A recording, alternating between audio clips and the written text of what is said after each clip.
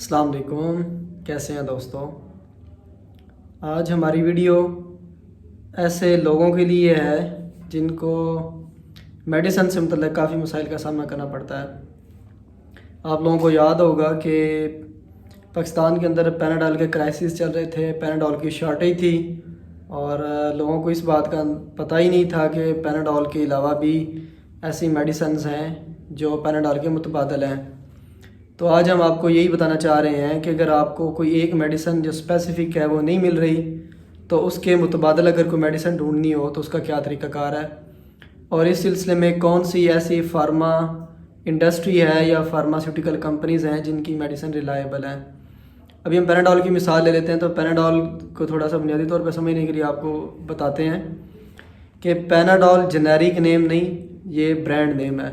Brand name और generic name का फ़र्क ये है कि पैनाडॉल एक ब्रांड नेम है और पैरासीटामोल एक जेनेरिक नेम है। जेनेरिक नेम पूरी दुनिया के अंदर एक ही होता है और जो ब्रांड नेम है वो फार्मा इंडस्ट्री या फार्मास्यूटिकल जो कंपनीज़ हैं वो अपने हिसाब से रखती हैं। जैसे पाकिस्तान के अंदर GSK फार्मास्यूटिकल कंपनी ने पैरासीटामोल का नाम पैनाडॉल रखा हुआ है। इसी तरह यूरोप के अंदर डोलिप्रिन के नाम से है। पाकिस्तान में और भी फेब्रोल है, कैलपोल है।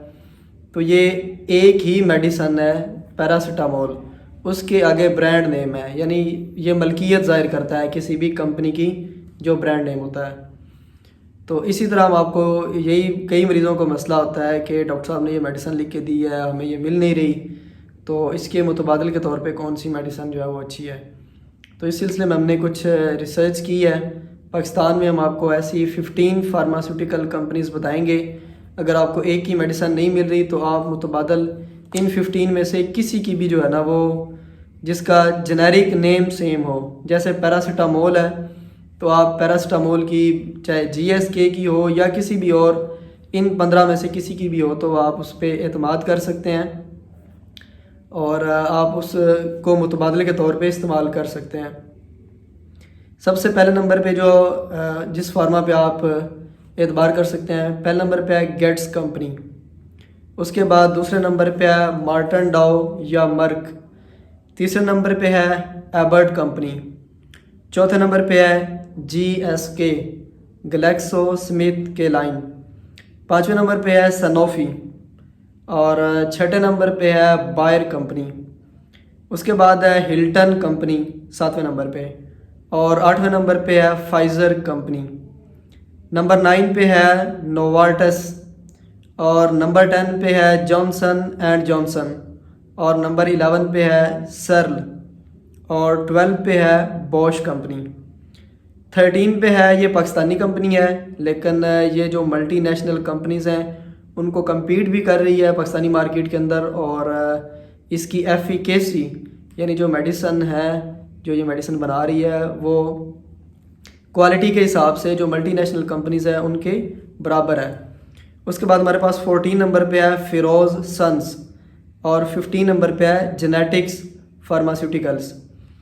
अब हम आपको दो एग्जांपल्स से समझाते हैं कि पाकिस्तान में बहुत मशहूर है, दर्द के लिए एक दवाई इस्तेमाल होती है डाइक्लोफिनेक।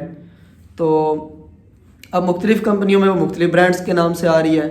जैसे हमने सामी का जिक्र किया तो आप क्या करेंगे कि जिस भी आपको जो भी मेडिसिन पता करनी है कि क्या ये 1 नंबर है या 2 नंबर है या इसकी फार्मा कंपनी जो है वो कितनी अच्छी है, इन 15 के अंदर अगर वो आ रही है तो वो एक बहुत अच्छी फार्मा इंडस्ट्री है या फार्मा कंपनी है, तो आप उसकी दवाई को एतमाद के साथ ख़रीद सकते हैं। और मुतबादले के तौर पे भी अगर इस्तेमाल करनी पड़े तो आप इन 15 में से किसी की भी मेडिसिन मुतबादले के तौर पे इस्तेमाल कर सकते हैं। बड़ा आसान है, आप गूगल पे जाएंगे, गूगल के सर्च बार में आप उस मेडिसिन का चाहे जेनेरिक नेम चाहे ब्रांड नेम लिखें। मिसाल के तौर पे आप अभी डिक्लोफेनिक सोडियम या पोटेशियम इसको लिखते हैं brand name by Sami company, आप ये गूगल करेंगे तो गूगल आपके सामने इस तरह के रिज़ल्ट और ये पिक्चर शो करेगा।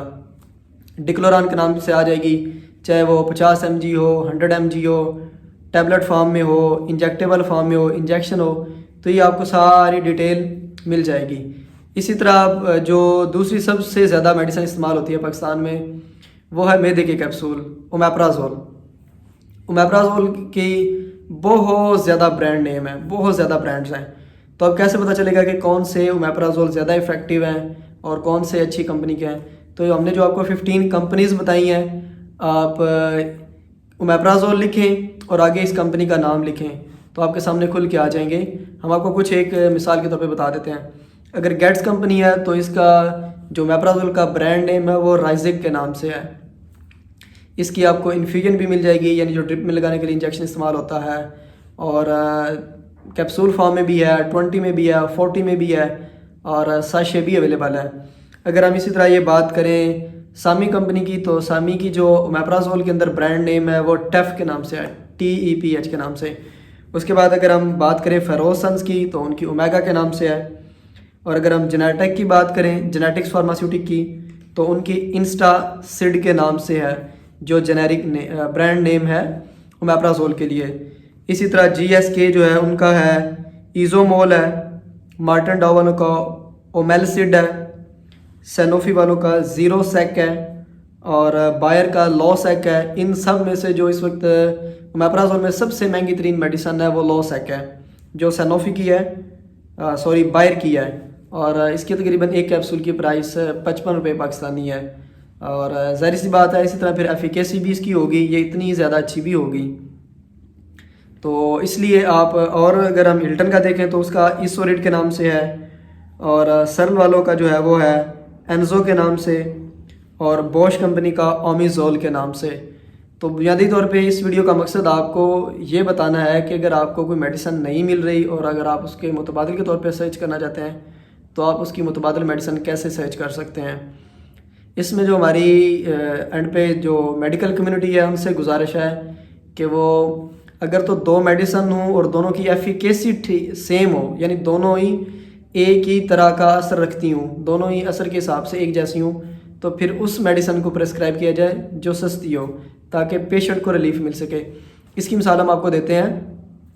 एक खून पतला करने वाली दवाई इस्तेमाल होती है डिस्प्रिन, जिस तरह हमें पता है ना, इसी के जो जेनेरिक नेम है एस्प्रिन, लेकिन वो कम डोज में होती है 75 mg या 150 mg में।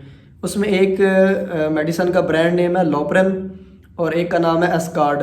दोनों की प्राइस में काफ़ी ज़्यादा फ़र्क है, लेकिन दोनों की एफिकेसी तकरीबन बराबर है।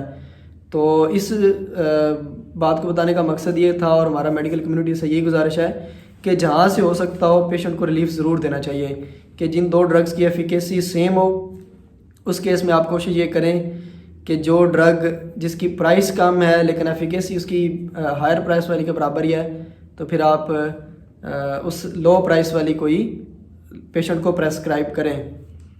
अगर आप इससे मुतल्लिक़ कुछ और मज़ीद जानना चाहते हो तो आप कमेंट सेक्शन में हमसे पूछ सकते हैं। आपका बहुत बहुत शुक्रिया। हमें दुआ में याद रखें, अपना ढेर सारा ख्याल रखें। अल्लाह हाफिज़।